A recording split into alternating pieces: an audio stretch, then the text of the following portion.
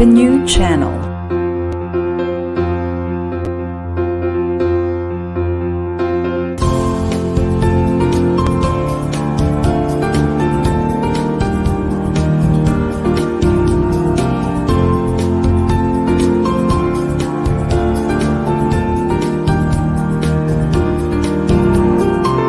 The new channel.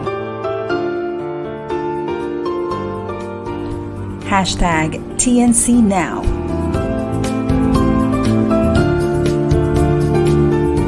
The views, opinions, and insights expressed in the following shows are those of the host, producers, guests, and viewers. They do not necessarily reflect the position of the channel. Viewer discretion is advised. Hello and welcome to the new channel. Our passion transforms a community that sees all things new. I'm Coach Celia Jacob, streaming to you live from Southwood City. Good evening. You're watching Business Brews and Beyond, Season 1, Episode 7.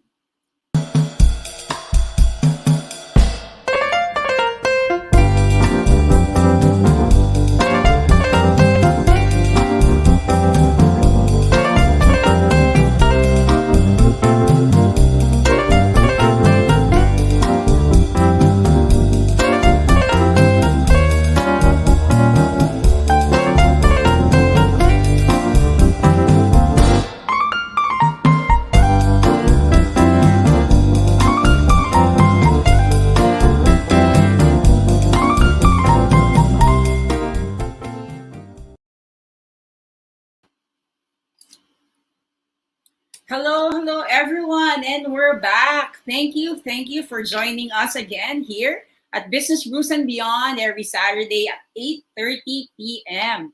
So a little something about me. I'm Coach Celia Jacob, a former overseas Filipino worker turned digital entrepreneur, branding strategist, and a passion to profit coach. I help people define their grind and amplify their brand. So what is Business Brews and Beyond? Business Brews and Beyond is a show that is all about empowering creatives, entrepreneurs, freelancers, and everyday people to define their grind and upgrade. Our goal is to create a ripple effect of kindness and support through the power of connection and collaboration. So I hope you stick around because I have a very, very special guest, and we are going to talk about startups, business, and so many things to help you decide if ever you want to start your business right now. Okay? Okay. Kamusta? Kamusta kayo? Kamusta lahat? I think medyo, tayo, no? A bit, I'm not sure, but from the way that I'm seeing it in the monitor, medyo mabagal ako. So if that's the case, you let me know. Anyway, I will continue. Ayan, naglalag daw ako. I will continue, but let me just introduce to you my guest for today. Okay. Since leaving the startup, he founded on 2016. Carl, our guest, has been an educator, and he's a corporate trainer, a startup founder, and an advocate of innovation.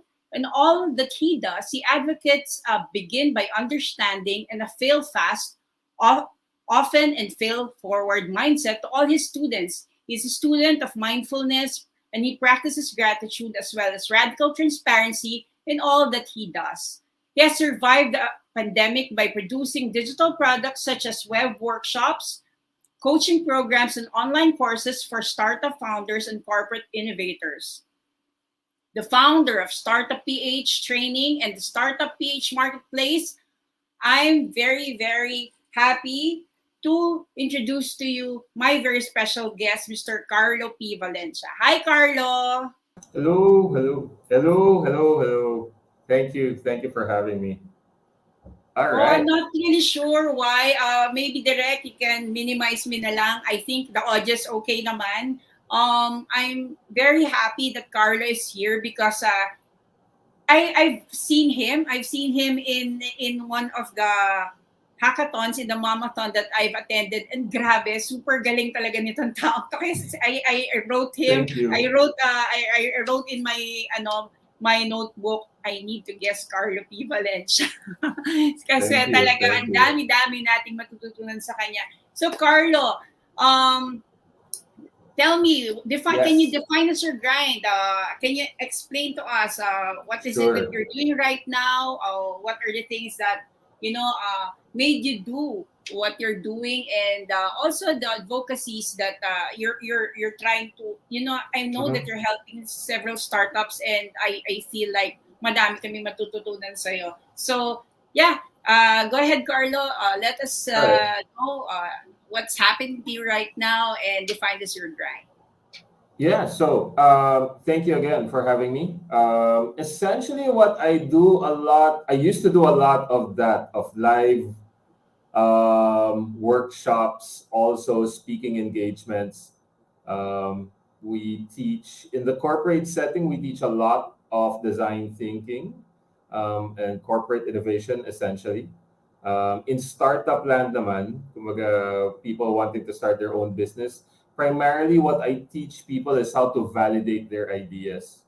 Um, especially when it comes to technology, you don't know pa kung may market. So you want to make sure that that exists first. Um, okay. Sige, let me just talk about myself then. But yeah, so that's my grind. That's what I do. Now I do a lot of remote workshops. I used to do a lot of face-to-face workshops. But now it's all online. It's all remote. We do a lot of live remote workshops as well. Kasi yung mga tao gusto pa rin nila may kausap. I've created online courses pero nahihirapan yung mga tao. And then meron din mga coaching programs. So primarily, if you have a startup idea or a new business idea, that's something that I can help you test before you make a major investment in time and in money. Making sure that what you're going to build is something that people need and want. But more than that, I think it's also a mindset. What you learn in corporate, kasi is bawal magkamali, di ba? Yeah. In startup land, it's a question of when are you going to make a mistake Yeah. or when are you going to fail, right? So fail fast, fail forward. Ika nga, di ba? Yes. So, but I'm not saying like ultimately fail on your idea, but test key assumptions. What are the riskiest assumptions? And then some of them are probably going to be wrong. Go pa rin, test mo pa rin. And then okay lang magkamali, okay lang mali pala yung assumptions mo. The quicker you can test it, the faster you can adjust. And there's a skill to it, there's an art to it, there's a mindset to it, there are frameworks that support the whole thing, lean startup, design thinking, and agile. But we try to put it in a more practical, let's take your idea and then let's see if, who's the customer, what problem are we solving? And then let's go out there and test if your assumptions are correct. Parang ano, Um, no? Parang it's more of like ready, fire, aim muna for us to validate. Parang tingnan muna natin, yes. yeah, di ba? Kasi failing fast is also giving us the chance to understand what is really the problem. If we're going to be so, parang if we're going to overthink it tas hindi natin sisimulan, parang lalo lang natin Mhm. hindi solve no? And the moment passes us by. Parang ganon. Totally agree. So speed is critical. Yeah. Pero pwede rin, I get like, so there's ready, fire, aim, right? Which is fire, get the feedback. Either bibili sila or they will give you feedback on kung bakit ayaw nilang bumili. Right? But if you ask people, are you interested in my idea? Do you think I have a good idea? Everybody's gonna say yes. Pero pag siningil mo na sila, Yeah. busy ako eh. Right? Oo. But there's a way pa rin to actually aim, which is run interviews. Like just Yeah. get to know them better and see if are these the people that really have that I can help or that I want to work with. Are these the kinds of customers that I want to Just to serve? validate lang, no? Kasi parang when I was like listening sa mga trainings na ginawa niyo, parang doon ko na-realize na hindi ka naman pala talaga kailangang gumastos ng napakalaki when you're going to start a Yeah. business. Parang haba-habaan mo lang yung oras mo to, alam mo yon, to validate the idea. Tapos parang fall in love with the problem na gusto mong isolve para hindi yung tipong Yeah. 'Diba? So, yun yung mga things na gusto kong malaman sa'yo, Carlo. How did you end up doing what you're doing right now? Parang, can you tell us a Sure. bit of a story of how Carlo Hmm. P. Valencia, talaga napaka super yayamanin ng pangalan mo, ah. Thank Talagang you to my Carlo P. parents. Valencia. So, how did Carlo started, and why are you helping so many startups na alam mo yon, na hindi na masyadong pagdaanan yung mga pinagdadaanan natin when Yes. we got burned or something, di ba? So, can you tell us what it is that you're doing before? Um, so how far back do you want me to go? No, I'm just kidding. I'm a product. Actually, I've always wanted to start my own business. Right? Okay. College pa lang, I was, actually, hindi ako yung yamanin. Like, I had a lot of rich friends. And I was thinking, like, kailangan kong makahanap ng something, racket, whatever. Right? Kasi marami kami yung mga gimmick. So, very selfish reasons. My mom and generally most of the ones on my mother's side, they're very entrepreneurial. Meron silang canteen, meron silang, they bake cakes, sell candies. Um, so one of the products that they made, that my mom made, which I did as well, is chocolate covered strawberries. Okay. So hindi pa uso nun yung free taste. This was like in the 90s. But I made like a few boxes, gave it to my friends to give it to their friends and to their classmates. I was in college, some of them were in high school. And then they essentially, when they come back to me at the end of the day, they said, may mga order yung mga friends ko na chocolate covered strawberries. Right? So based on that, I was able to make my own money. Siguro, strawberry season lang. So between November to all the way till Feb, like I was doing about I don't know, a few thousand pesos a day in college. So that was wow, that was fun. I was thinking, but eventually napapasok ako sa BPO industry. Um, and then kind of set aside my entrepreneurial aspirations for a while. But what happened there was napapunta ako sa training department, not necessarily with intention. I wanted to be the country manager, pero napapunta ako sa training. And then Okay. fortunately, there they put me in special projects. So I had a lot of automation, a lot of mga innovation projects, and a lot of them actually were failing. Or pinapatagal Oh. lang namin para hindi dumating yung failure point. Right. And then 2013 I left that. 2014 when I left pala, they redundated me. So essentially Mm. binigyan nila akong pera para umalis, and I was like, yay. Thank you. And then I used that to start my business, which initially was web development but eventually morphed into a software as a service startup, which was called Classico. So Classico automates enrollment for schools. This is Mm. circa 2014. And at that time, enrollment registration was not as prevalent as it is now. Yeah. And then, fortunately, I was able to raise funds. Actually, between 2014 and 2016, I raised 9 million pesos.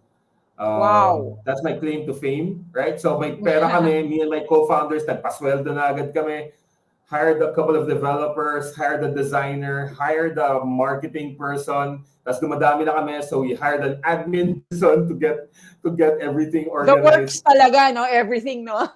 Yeah. But in 2 years, we spent all of it. So that Oh. was very stressful, because one of the primary reasons is we built the solution, we built the platform right away. And then when we went live and then we were promoting it to schools, like literally people were asking us yung mga sa registrar's office, wait lang, pag kinuha ba namin to, mawawalan kami ng trabaho? Ganun yung reaction ng mga tao sa loob ng school. So we were like, Talaga? no, of course not. Or yes, but iba na yung gagawin nyo. Right? So medyo Okay. nag-resist din sila doon and medyo nahirapan kami magpa-approve. Ang ending is in 2016, I left. And then my co-founders wanted to continue it pa rin, but me personally I left na. And then when I left, people started asking me, Carlo, how did you raise funds? Tulungan mo ako mag-fundraising. So me, feeling ko hindi ko na mababayaran yung money that I spent from my for my our investors. So I felt like sige, parang pay it forward na lang. Right? I'll help Oh, the so new that was guys it. out. Yeah, and I'll sit with you, have coffee with you, tell me about your startup. Ano bang, and then let me see, based on my experience, ano bang pwede ko ituro sa'yo. And then when people started talking to me about their startup and what they've done, I saw that there was a pattern which is the same as what we did. I have an idea, mag-code na tayo, mag-hire na tayo ng developers. Diba? In a very technical, very solution-centric way. Let's build our app, let's build our whatever, yun ang agad na iniisip eh. Or mag-raise na tayo ng funds, mag-register na tayo ng business. And I was thinking, my initial reaction was, if I could start my business or restart my startup now, what I would do is, I would focus on finding paying customers first. Like, no developers, maybe a designer, maybe, yung isang co-founder ko, marketing, right? Just really focus on finding paying customers and then build the product. And then I realized, actually, inaral ko to bago ako mag-start ng startup. Pero yung pag ikaw na yung gumagawa medyo, it's a little bit, what do you call this? When you're starting and you have all this pressure, you kind of just do what you know, right? Yeah. So it was very difficult. I attended a workshop on lean startup and validation. Pero when it came to my startup, hindi ko siya na-apply. Ganun naman, di ba? Parang minsan, parang if it's our business na talaga, alam mo, napakadali talagang, alam mo, mag-share at sabihin ko ano. Pero the good thing about it is you were able to help others or going through something sa similar sa mga pinagdadaanan natin as a business person na medyo napagaan, di ba? I did muna public workshops at 500 pesos per head. Just to test if do people need this, is there value in what I'm talking about, and then fortunately marami actually pumunta, and then one racket after the other, and then now Startup PH training na talaga yung brand, and mostly what I do is private workshops. My bread and butter is private workshops, but really the advocacy is in teaching people how to succeed in entrepreneurship, in startups, or in technology. Okay. Steve Jobs has this really good quote, which is, you need to begin with the I can't quote him exactly, but I'm paraphrasing. You need to start with the customer experience. Like, what do you want to give the customer? And then you move back towards, okay, what technology is available that can give the customer what they're looking for. Yeah. Parang It's start ka not, muna sa end, no? Yung end muna. Oo. Yung customer muna, right? It's not Yes. about, I have web tools, I have cryptocurrency, I have this. Ano ba pwede natin gawin dito? Naghahanap pa ngayon ng paggagawan. Dapat si customer muna, ano ba ang problema mo? Ano ba ang kailangan mo? What are your goals? What are your aspirations? And then from there, work back towards how can we give them that? Yeah, I think that's a good way to do it, no? Instead of I think I can do this. I have the tools. I have the we talk to the people muna that we're going to serve kasi sila ultimately ang kailangan nating mapasaya, di ba? Okay. Oh my God, Carlo, that was, ang dami ko itatanong sa'yo. Sa diglit pa lang, ang dami ko na sinulat sa paper ko. But I have to introduce our second guest and then we will come back to you, okay? Okay. Thank you, Carlo. Wow, grabe, no? Sorry if I'm lagging a bit, no? I don't know if it's the connection here, but anyways, let's proceed. This is live show. May libreng ka ba talaga? So, kasama yan. Now, let's proceed with our next guest para ma-complete natin yung ating kwentuhan, our talk about business in a while, no? So, kompletuhin muna natin ang guest natin. Our next guest is a husband and a father of 3 teenagers. He started out young, had a family, and worked his way up in his professional career and had 20 years of corporate experience from some of the top multinational companies and have worked on multiple businesses and projects at the same time. He's currently doing freelance training and business coaching as well as partnering with a digital agency. He's a business partner to a digital agency, business and sales coach, and an upcoming Chiilionaire. Nako, let's find out about it. What's a Chiilionaire ba? So it's my pleasure to introduce to you another special guest, my friend, Mr. Larry Ulep. Hi, Larry. Hi, good evening, Celia. Thanks for having me. Hi. Ayaw ni Coach Larry magpatawag na coach. He's a business and sales coach. So, call him Larry na lang muna. But he's going to help us. Alam niyo yung, ako, this is what I do then with some people, but mostly overseas Filipino workers, yung nagta-transition from corporate to entrepreneurship or entrepreneurial mga ventures. Kasi, like ako, ang tagal ko sa Middle East, parang napakahirap mag-transition. Ngayon si Larry kasi, he's on the corporate level, on the corporate side, pero he's juggling to to parang industries eh. Hindi pa niya mabitawan ang kanyang day job because he's still enjoying it and still thriving naman sa mga freelance works niya. So let's learn more about our second guest. So Larry, define us your grind. Tell us something about yourself and yeah, what is it that you do right now and why are you doing what you're doing? Well, sabi mo nga, no, I've been into the corporate work for more than 2 decades. Started out young, maagang gumraduate, maagang natali, maagang nagkaanak. Then I was just enjoying my life then.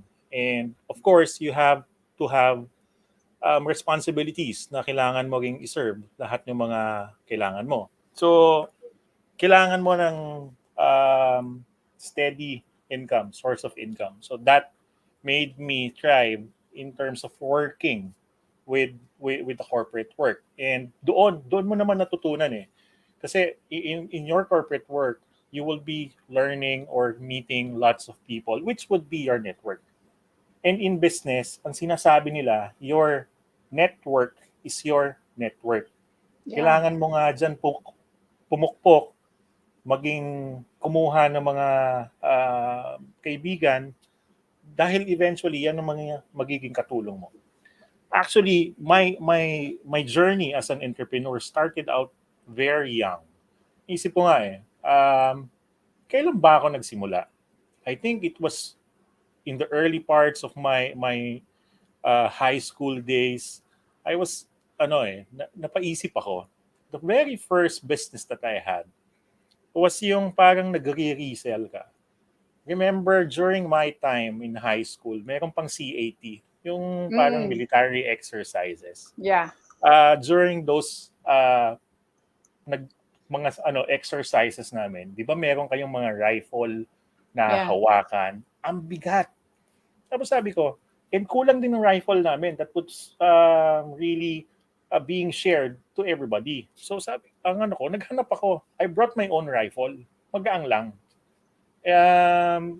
Eventually, tinanong ako ng mga iba, pwede ba kaming magpabili niyan? So, sabi ko, sige, gusto kong tulungan kasi nakikita ko kayo, nahihirapan kayo, ang bigat ng rifle niyo eh. And alam mo yung mga palotsina, because of those network, mga nakakilala ko na mga tao, nagpagawa ako. I remember during that time, that rifle na pinagawa ko, I think it cost less than 20 pesos.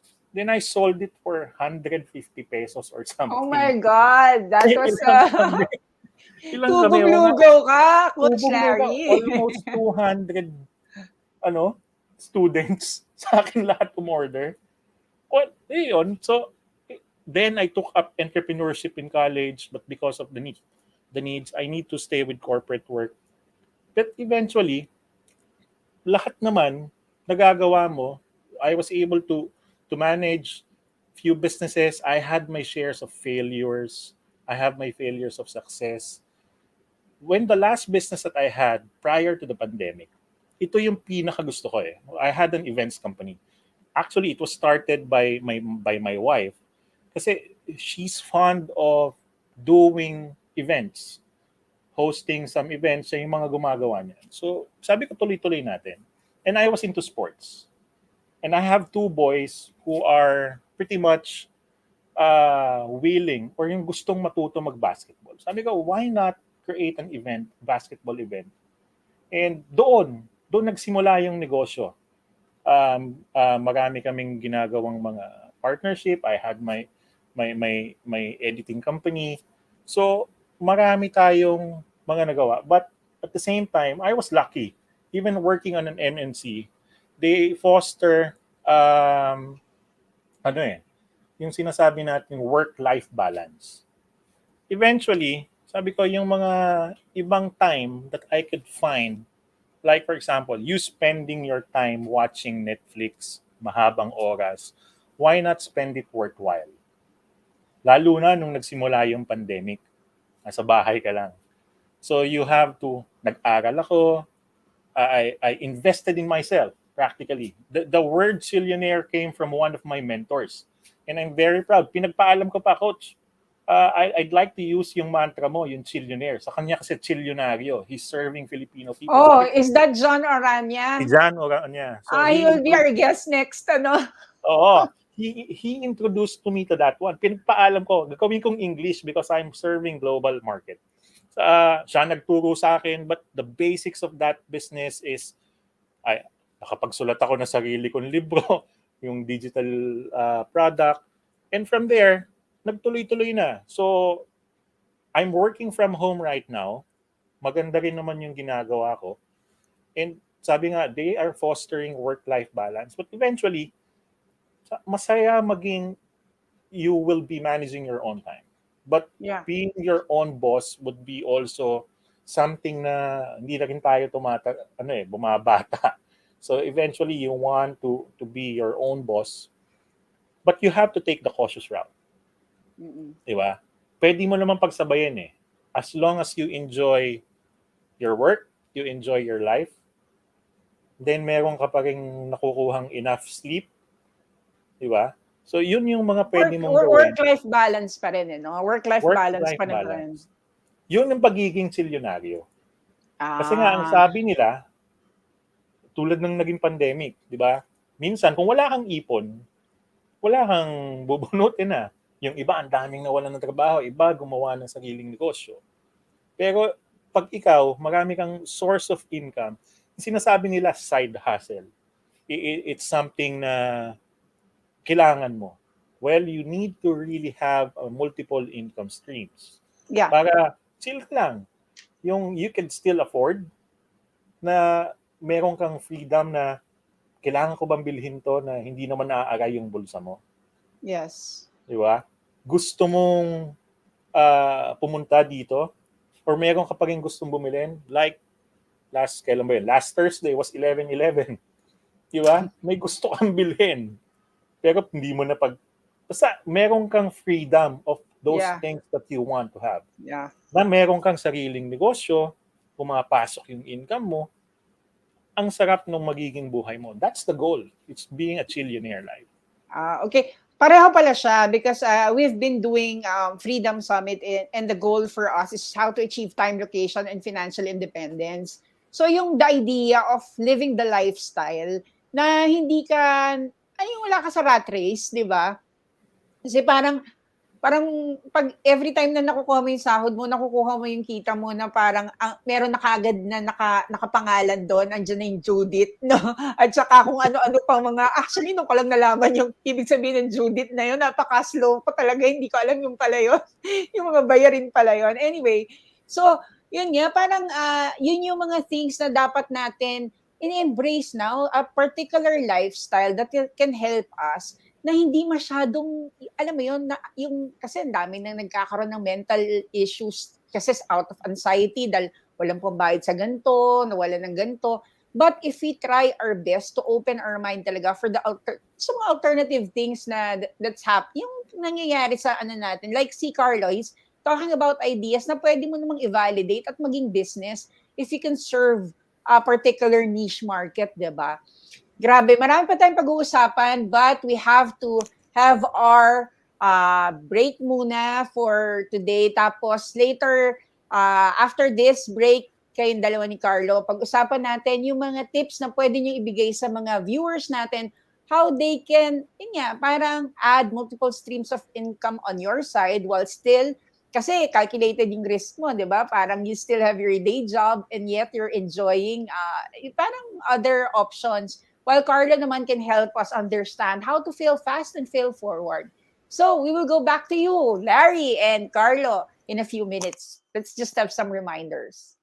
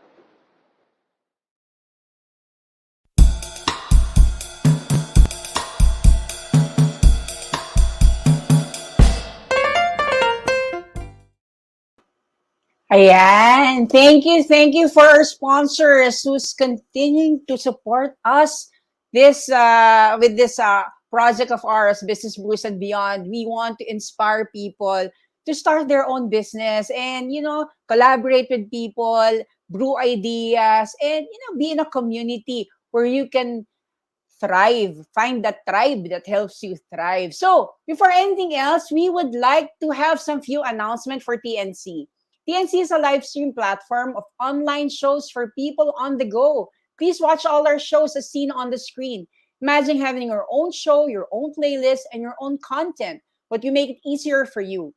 TNC aims to transform the lives of our viewers through engaging, authentic, and original content. Our vision is to become a global 24/7 lifestyle channel that showcases Filipino talent, global influencers, cultural intelligence, and ingenuity. So please watch Business Brews and Beyond. And yeah, it's every Saturday, 8:30 p.m. You can watch it live or on replay via Facebook or YouTube. Follow us on IG and listen to us on Spotify and Apple Podcasts. Just search hashtag TNC now. And for sponsorship, please email us at now@thenewchannel.com or send us a DM. Enjoy these life-changing shows because we made them all for you. So, like what you've heard so far, make sure you never miss a show by clicking the subscribe button on your YouTube and please like us on Facebook. Grabe, nako, 111,000 followers na tayo in Facebook. And ang dami, grabe, from the time that I came in, grabe yung dami ng followers natin at saka ng mga page likes natin kasi nakakatuwa naman, sobrang daming magagandang show that is helping us, Filipinos and other people around the globe na ma-inspire to have a business, to think of mga things. Kasi meron tayong mga other shows like about law, about mga COVID stories, about business, networking, and also all these things nasa loob yan. It's parang buffet of mga different shows na pwedeng meron at meron kayong maiinteresaduhan. Kaya please join us every time. So, thank you sa viewers natin. And again, we hope that you support the show by clicking the like button on YouTube and also subscribe. Kaya para lagi-lagi kayong ma-notify kung meron tayong mga new and upcoming shows. Okay, so let's go back to the show. Ayan. I hope hindi na ako naglalag, no? Kasi medyo kanina, I'm not really sure if you can see it, pero ako nakita ko sa monitor ko na medyo naglalag ako. So for everyone na interested to ang tawag dito,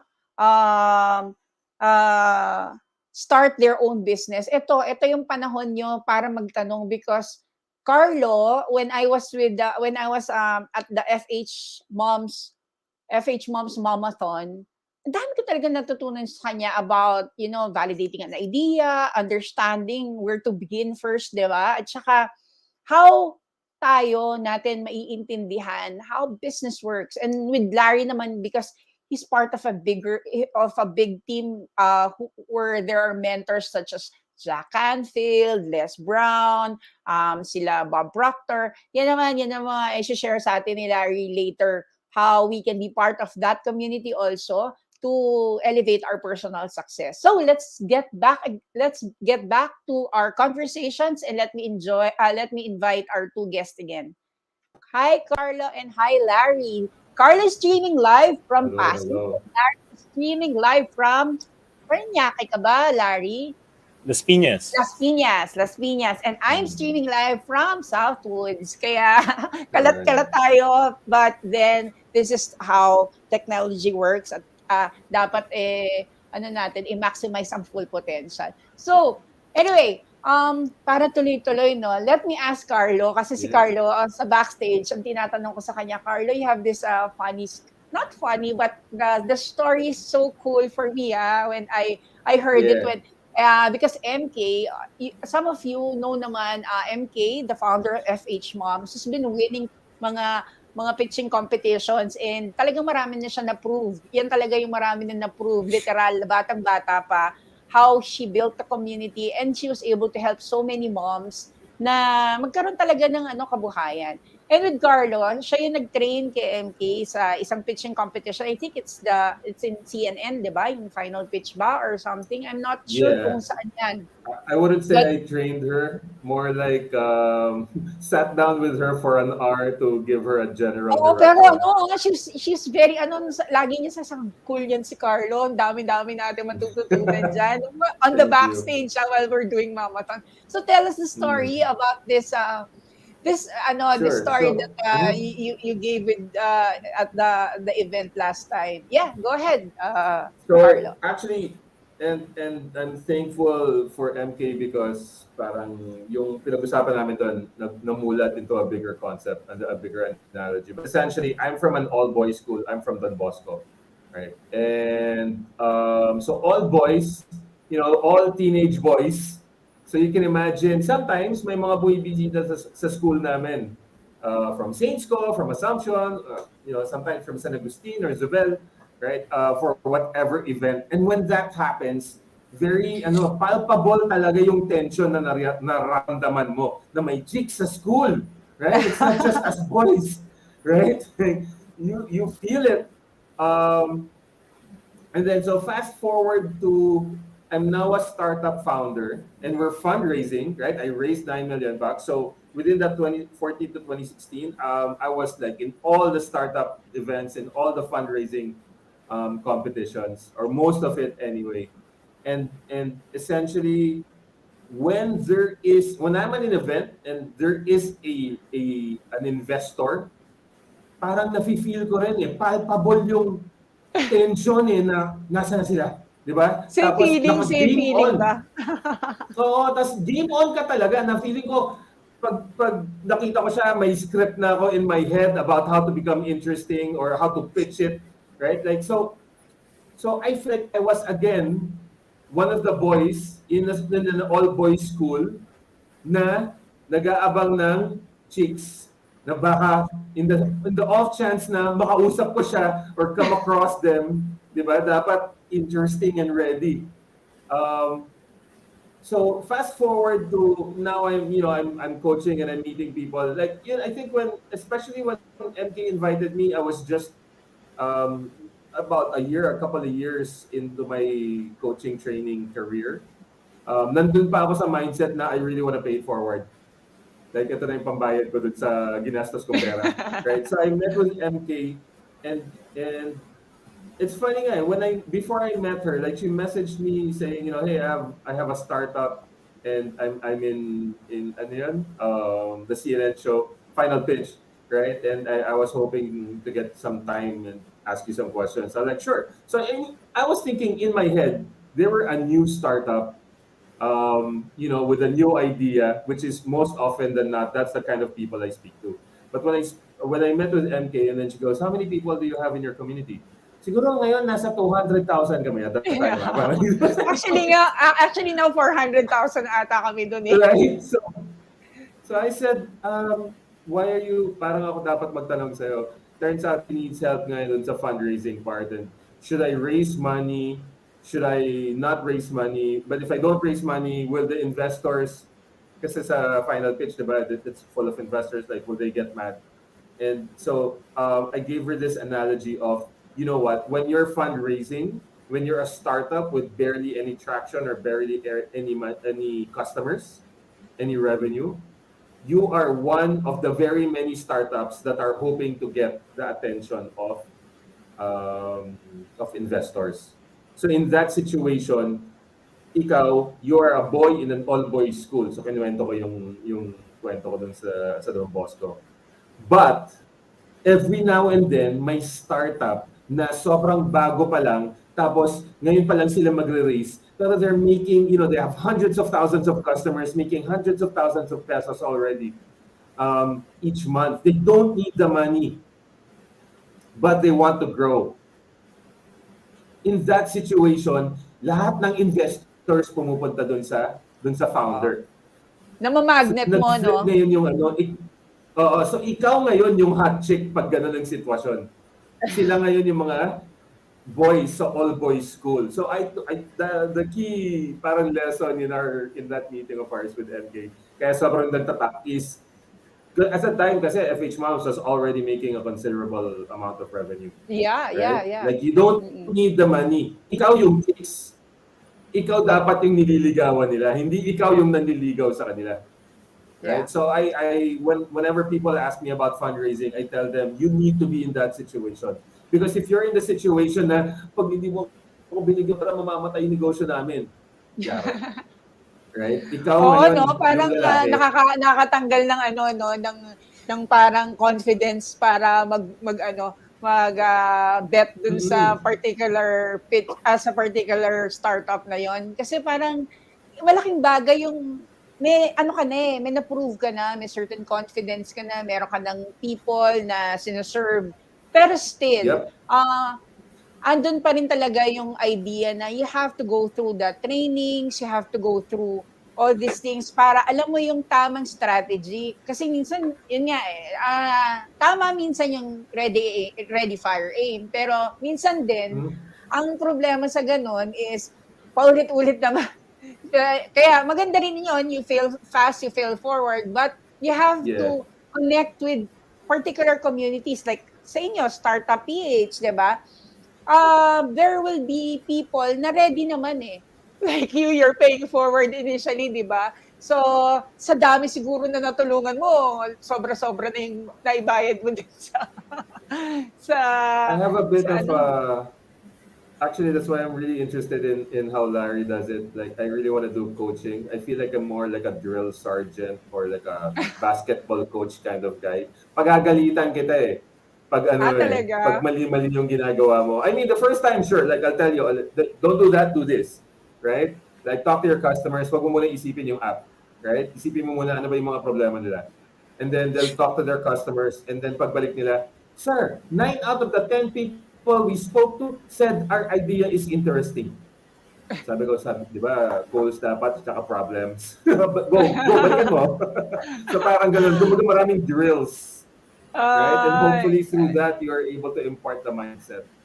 pero But I marami kang recognize as, yeah. yeah, I recognize as well there's a more, I guess, a more constructive, more positive Yeah. And let's approach to it. ask And Larry about that. Yeah, mm, let's ask Larry about that. Having been mentored by so many, kasi been mentored by a personal success guru of ours na si nice. Douglas Vermeeren, who's been going around meeting like because 700 influencers and multi-millionaires Wow. ang nakausap at saka siya yung part ng law of attraction, the secret group, sila yung circle na yan. And mentee si Larry. Larry, can you tell us more about how you're coaching people with regards to their business ideas, at least? Well, yun nga, no?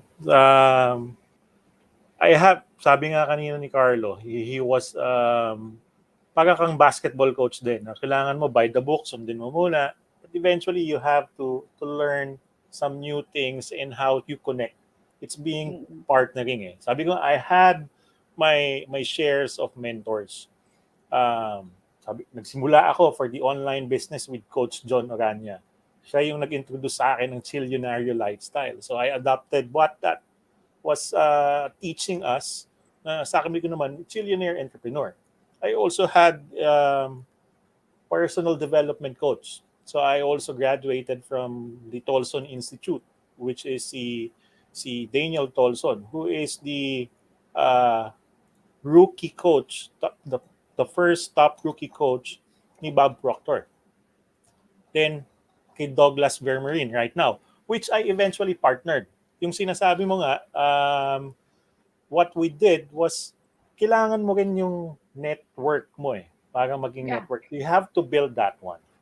So when you are coaching people or business people, you have to understand where they coming from. Ano ba yung gusto niyan? Nandun na rin naman eh, sa sinasabi ni Carlo na foundation eh. Everything starts with a goal in mind. So yun yung mga mindset thing. Sinasabi nila, mindset is part or the biggest portion of it. But you cannot really put in a weight when you are going into business. Doon lang yung simula. From the goal setting, do you have the right mindset?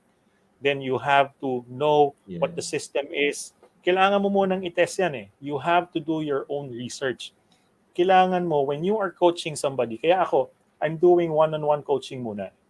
Mm-mm. I do also the group coaching, but yung nando na talaga, yung expert ako. I've been in sales for 20 years, so I'm doing group coaching on sales. But on the one-on-one, wala kang talaga, meron kang pwedeng gawing framework, but you have to align it. Hindi naman kasi lahat pare-pareho eh. Nagsisimula yan with the passion ng isang tao. Paano mo ihahanapin yung match ng passion dun sa customer niya? Mm-mm. So, minsan, passion would find you, but it would really start from what you are really wanting to do. So, kung ano yung passion mo, hanapin mo yung passion ng iba, parang ano yan eh, hahanapin mo yung common thing with you guys. Mm-mm.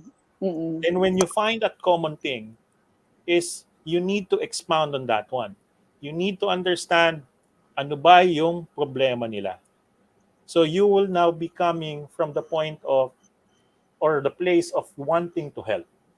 Hindi yung gusto mo, ito yung bright idea ko, ito yung gusto kong produkto, ito yung gusto kong ibenta. Eventually, ito yung pinagpaguran mo, hindi naman pala yan ang hanap ng consumers mo. Yeah.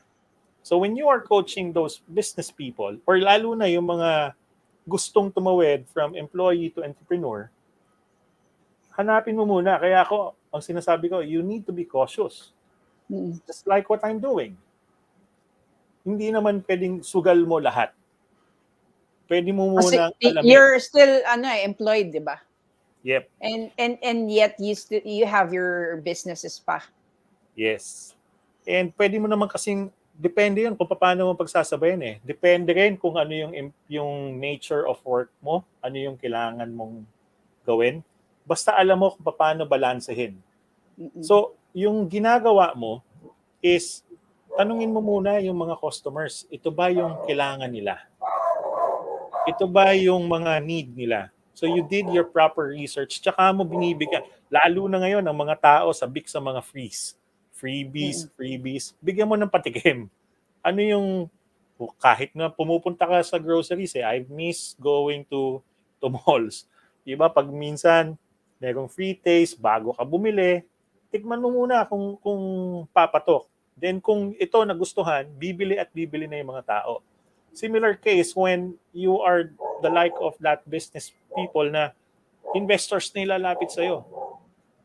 Kasi napakita mo na kung ano yung ginagawa mo. The same way as with my latest venture right now, which is the digital agency, I partnered with people who are already in the business. So yung ginagawa namin, ini-enhance na lang namin kung ano yung kailangan nila.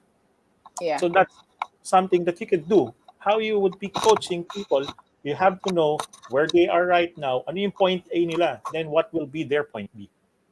Yeah. Alam mo, yun ang minsan yun yung kailangan natin maintindihan, no? How are we going to transition? Minsan kasi everyone is so excited. May idea ako. Kaya, 'di ba? Kaya nga yan, nandiyan sila Carlo din to assist those who are startups who have parang ka-feeling nila, naku, itong idea na to makakasolve ng problema ng mundo. But then, pag pinalabas niya at pina-validate yung idea, naku, ang dami na palang may ganon, marami na palang competitors na hindi na nga itinuloy yun or something. So, ang itatanong ko sa inyo ngayon, with whatever that you're doing right now, ano naman yung parang na-feel nyo na kulang pa? Ano pa yung gusto nyo pang ma-help sa community? Ano pa yung gusto nyo pa? And also with whatever you're doing right now, di ba? With you, Carlo, ano pa yung parang kulang sa'yo? Ano pa yung gusto mo pang magawa? Lalo na ngayon na ang dami nag-shift, nagpipivot, ang dami ano pa yung gusto mo magawa ngayon? Sorry, is your question about what do I recommend people do to transition?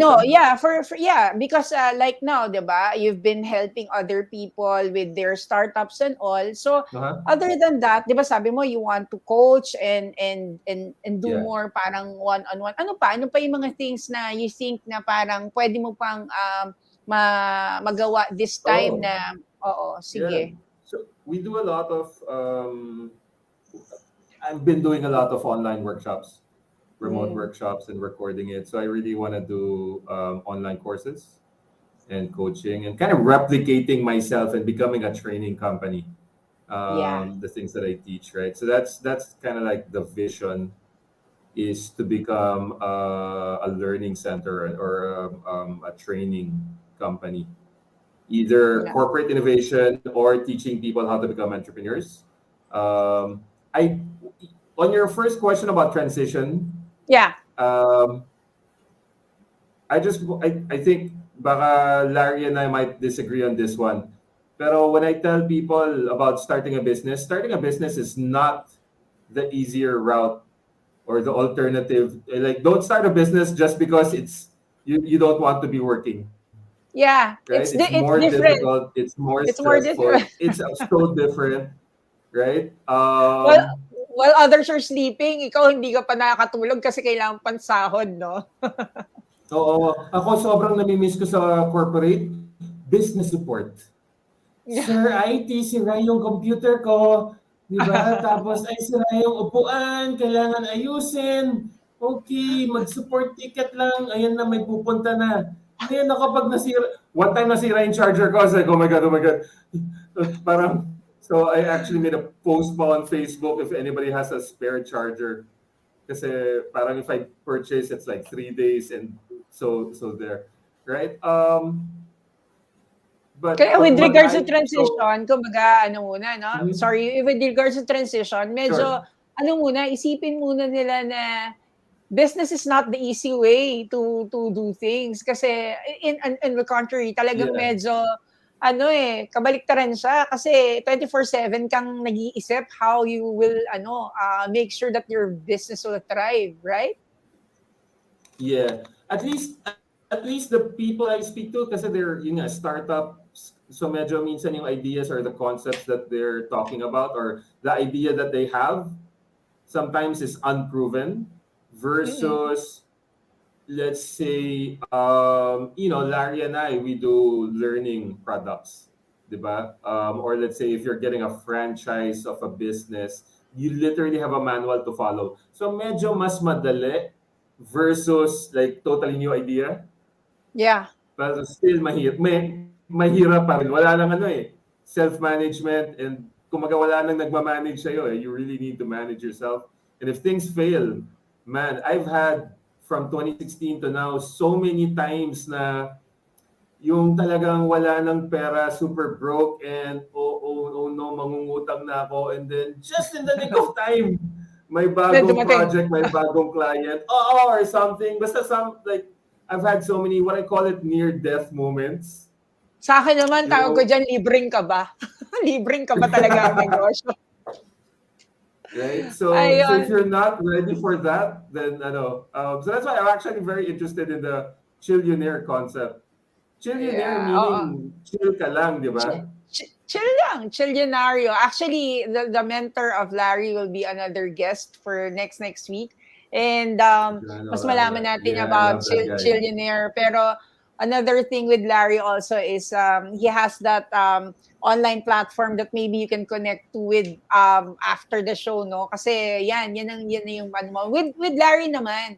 Um let's talk about kasi we don't have much time, but how about what's happening with you now with Personal Success Group? Can you give us an idea also with how you're going around with several of the top industry mentors? Can you tell Yeah. us more about PSG? Well, with PSG, ito nga, sabi ko, I'm into coaching business.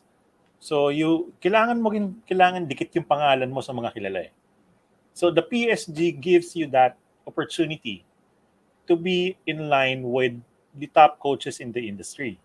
So, kung nakita nyo nga, I had my post in my social media. I have my image, my course next to the likes of John DeMartini, Les Brown, sila Bob Proctor. That is the opportunity that is being given by PSG. So PSG is what we call personal success group. Normally, coaches, merong mga lean season that not all the time people would be consuming their content. So what is being offered by Personal Success Group is you would have that platform where audiences or yung mga ibang hatak ng ibang coaches would be able to see what you are offering. Then, with that one, it gives you an opportunity na meron ka ng platform. You don't need to invest that platform. PSG will be the one doing it for you. You don't need to generate more leads for you because PSG will also be generating that one for you. Kasi yung ibang audience, yung ibang coaches would also be invited to see that ano yung mga course mo. Aside from that PSG platform na binibigay nila sa'yo, it has that earning potential. You learn from the other coaches, you share what your courses are, and that has a business model that would give you an additional income. So yun yung isang magandang ginagawa dyan, dun sa PSG. I invested with myself, I partnered with the person who developed this one. Parang it's a win-win situation that what we're going.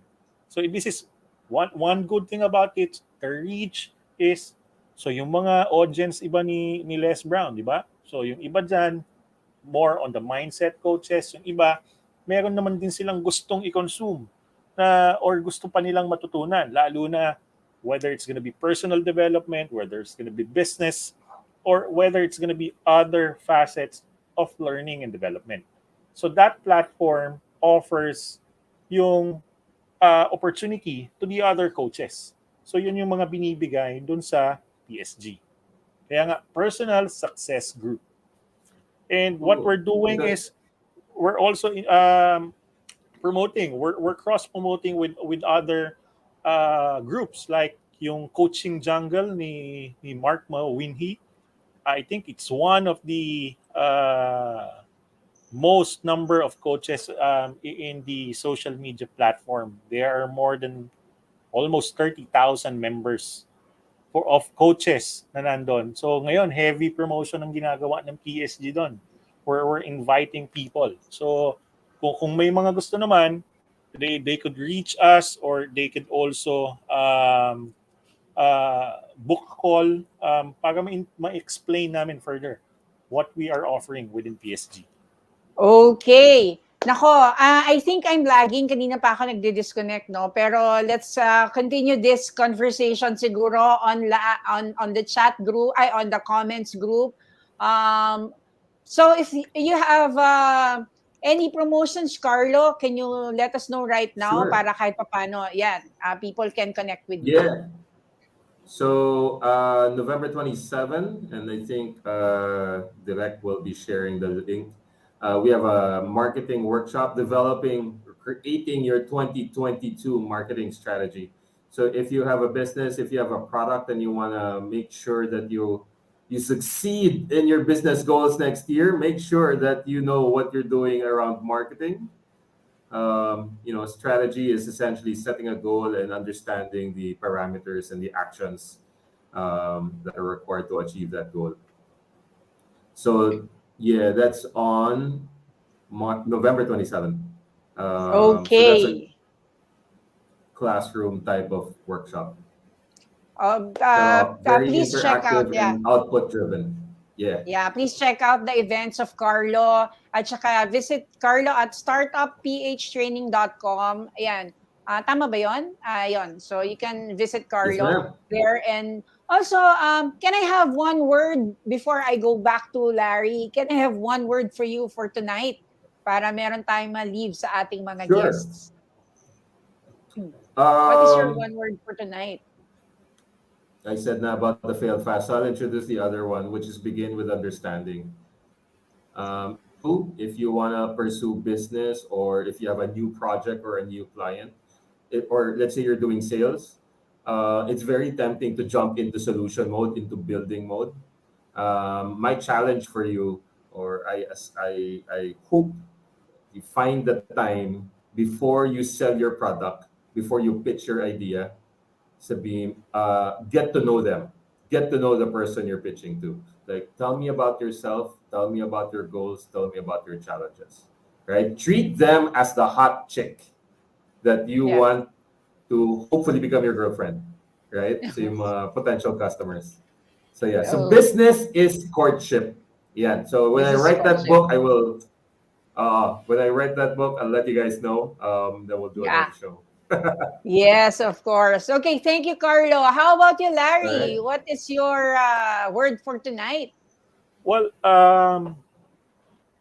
being a Chiilionaire, ano yan eh, let's coin a word. Saruy. Hmm? Ang sarap, saruy.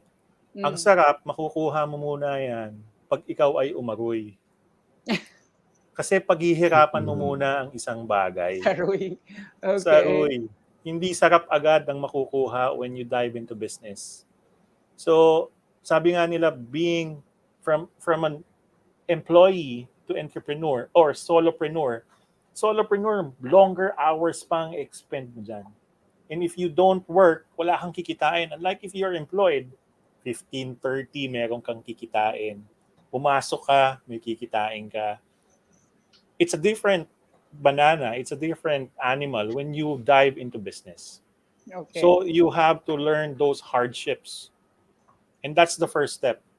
And for you to be the next level, for me, it's different ang pagiging solopreneur at ang pagiging entrepreneur. Entrepreneur is now the higher level because that would give you more freedom. That would give you more of the Chiilionaire lifestyle because nando na yung systems, nando na yung teams mo. You have the freedom na pwede kang mag-leave straight 2 weeks but you don't need to worry that your business would still be running because you have established something. Yun yung next level on how you would be doing. Kaya yung mga pinofocus ko on how I help those people, yung mga nagta-transition from being an employee to a solopreneur, and yung mga entrepreneur on who wants to be a Chiilionaire entrepreneur, paano nila gagawa ng system, what would be the team, or ano yung mga programs that they need to do just to be relaxed and know that their business will be running. Okay. Saruy, no? Saruy naman yun kay Larry. I think I'm all, again lagging, pero I think we have to continue this. So, thank you for my two special guests. Talagang for Thank you. everyone who wants to connect with them, check out the on the comments box their links, and please try to also write whatever it is that you want to ask them at hopefully no itag natin ang ating dalawang guest at sana makapag-reply sila. So, thank you All Carlo right. and thank you Larry, and we will see you again for another episode siguro na mas malawak-lawak pa about business. Thank you. Thank you very It's a much. pleasure. Thank See you you Bye. for guys having soon. us.